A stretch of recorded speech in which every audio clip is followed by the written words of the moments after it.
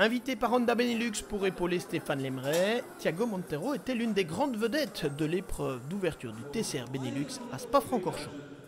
Le pilote officiel Honda au WTCC est particulièrement bien placé pour juger tout l'intérêt de ce nouveau TCR. En fait, vous avez plusieurs catégories dans le monde du tourisme.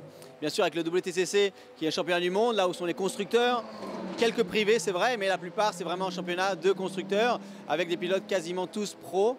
Et donc, il fallait vraiment une formule pour aider à préparer des pilotes et des équipes aussi à monter en championnat du monde. Et je pense que le TCR a trouvé une niche de marché avec des voitures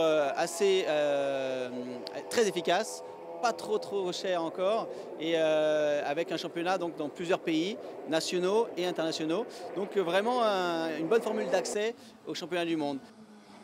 L'ex-pilote Jordan Spiker en Formule 1, représentant aujourd'hui Honda en WTCC, a découvert en course une voiture répondant à la réglementation TCR. Et il a vraiment été séduit. C'est une bonne voiture, super sympa à conduire, très efficace.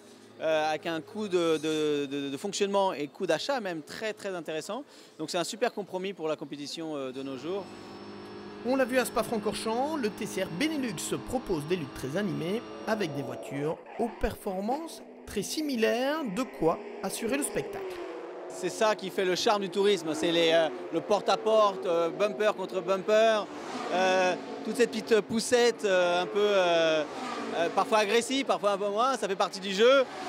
Et je pense que c'est ça que le public aime, mais aussi les pilotes. Je pense qu'une des grandes passions des pilotes dans ce championnat vient de la part de une agressivité qu'il y a en course, gentille, mais quand même assez rude parfois. Aussi rapide que sympa, Thiago Monteiro est l'actuel leader du TCR Benelux. Et même si son agenda ne lui permettra pas de défendre cette position, sa présence lors de ce premier meeting n'est pas passée inaperçue.